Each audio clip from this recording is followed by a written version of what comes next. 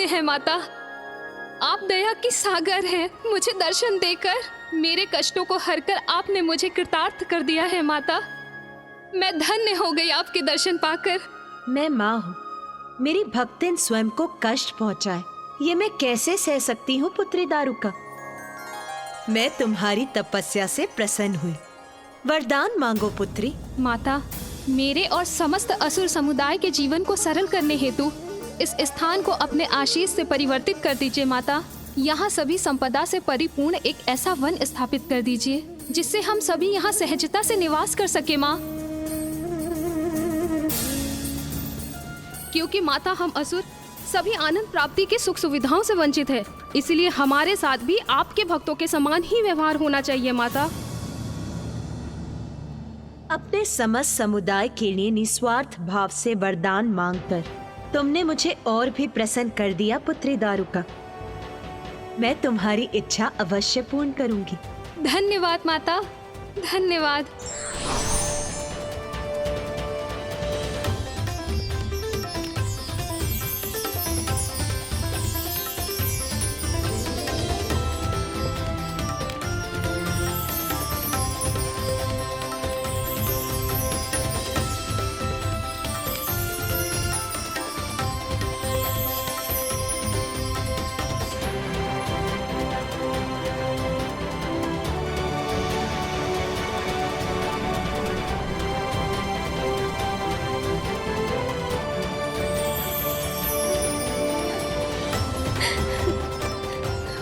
माता,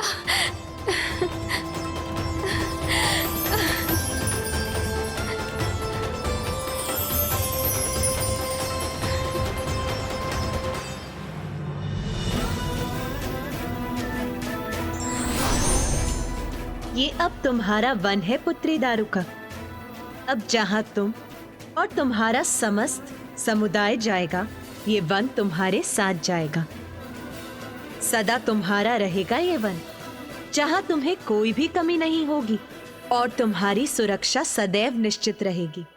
माता, आपसे समस्त असुर समुदाय के लिए वरदान पाकर मैं कृतार्थ हुई, परंतु अब क्या मैं मात्र अपने लिए कुछ मांग सकती हूँ? अवश्य। अपने लिए क्या मांगने की इच्छा है तुम्हारी पुत्री? माता, मुझे वरदान दीजिए कि मुझे आपकी शक्ति का अभयदान सदैव प्राप्त होता रहे और मुझ पर कोई भी संकट छाए तो सदैव आप मेरी रक्षा करने आए। इसके लिए तुम्हें वरदान मांगने की कोई आवश्यकता नहीं। अपने भक्तों के लिए मैं सदैव रक्षा कवच बनकर प्रस्तुत होती हूँ, इसीलिए जो तुमने मांगा वो मैंने दिया। आपको कोटि कोटि धन्यवाद माता, आपको कोटि कोटि धन्यवाद। तथास्तु। कल्याण हो पुत्री।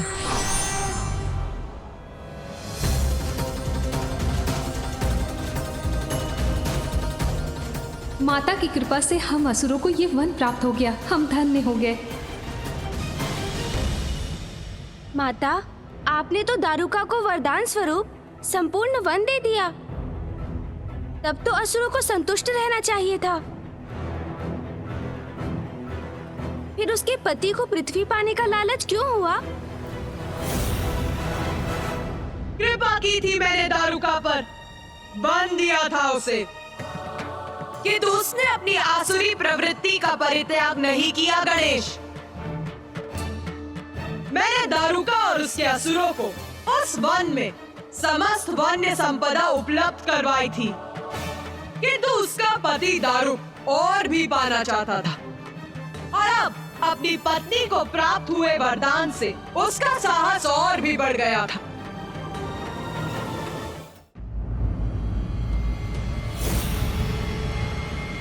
तू क्यों विचार मग्न खड़ा है रे? तेरा अनुजी प्रश्न पे प्रश्न पूछकर अपनी जिज्ञासा शांत कर रहा है। पूछ रे, तेरे मन में क्या प्रश्न है? पूछ, संकोच मत कर। माता, मैं स्वीकार करता हूं कि रसातल पृथ्वी जितना सुंदर नहीं था, किंतु पृथ्वी पर तो ऋषियों, मुनियों और अन्य वासियों ने उसे सुंदरता प्रदान करने के लिए अथक परिश्रम किए थे। भूमि को जोत कर उस पर अनाज की उपज उत्पन्न की थी, अपने लोक कल्याण के लिए यज्ञ किए थे। इसीलिए मैं ये नहीं समझ पा रहा हूं माता कि जब आपने दारुका को उसका वन दे ही दिया था तो असुरों ने रसातल को पृथ्वी के समान बनाने का प्रयास क्यों नहीं किया। ये तामसी प्रवृत्ति का परिणाम है रे, जो उससे प्रभावित होता है। वो ये मानने लगता है कि जब सब कुछ छीन कर प्राप्त किया जा सकता है तो उसके लिए परिश्रम की क्या आवश्यकता है। और वही किया उस दुष्ट दारुक ने भी।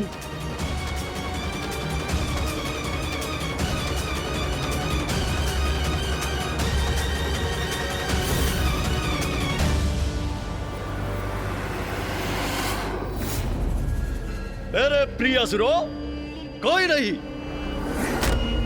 हमारा विनाश कोई नहीं कर सकता। क्योंकि मेरी पत्नी के कठोर तप के कारण स्वयं आदिशक्ति बनेगी हमारा दिव्य कवच।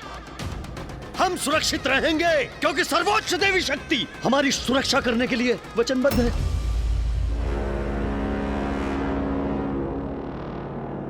किंतु असुर श्रेष्ठ, हमें पृथ्वी पर आक्रमण करने की आवश्यकता क्या है? हमारे पास भी तो यह सारी संपदा है।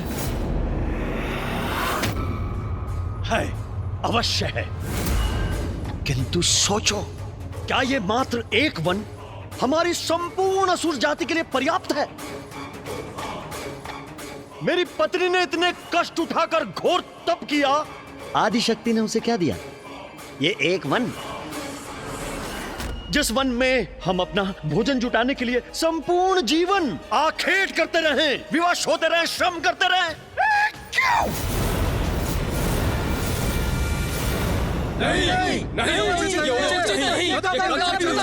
नहीं, हम मात्र एक लघु अंश से संतुष्ट क्यों हो? क्यों? इस वन को और इसके फलों को पाकर प्रसन्न क्यों हो? इस वन में भोजन प्राप्ति को आखेट के लिए श्रम कर करके स्वयं को कष्ट क्यों दे? क्यों? जबकि थोड़े से श्रम में हम उन तुच्छ मनुष्यों को अपना दास बनाकर उनसे ये कार्य करवा सकते हैं। उनको अपना आहार बना सकते हैं।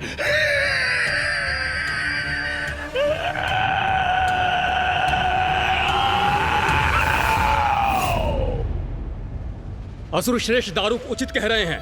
हम पृथ्वी पर आक्रमण करेंगे पृथ्वी पर। हम पृथ्वी को अपना बनाएंगे, हम दास बनाएंगे उन्हें, अपना आहार बनाएंगे उन्हें, अपना मनुष्य को।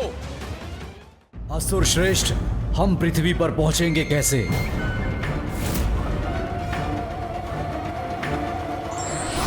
उसकी चिंता आप मत कीजिए स्वामी।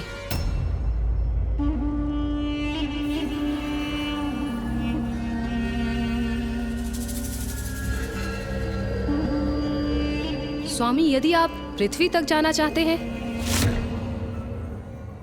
तो मैं आपको ले जाऊंगी। अति उत्तम प्रिय।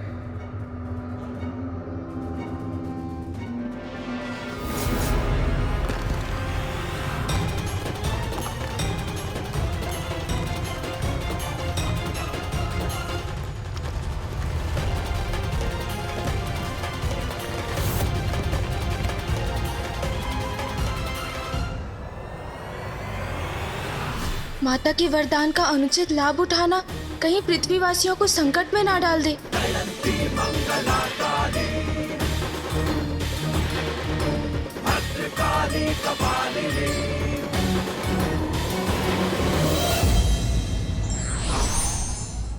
वरदान और आशीर्वाद कल्याण और दूसरों की सहायता के लिए होता है, ना कि दुरुपयोग के लिए।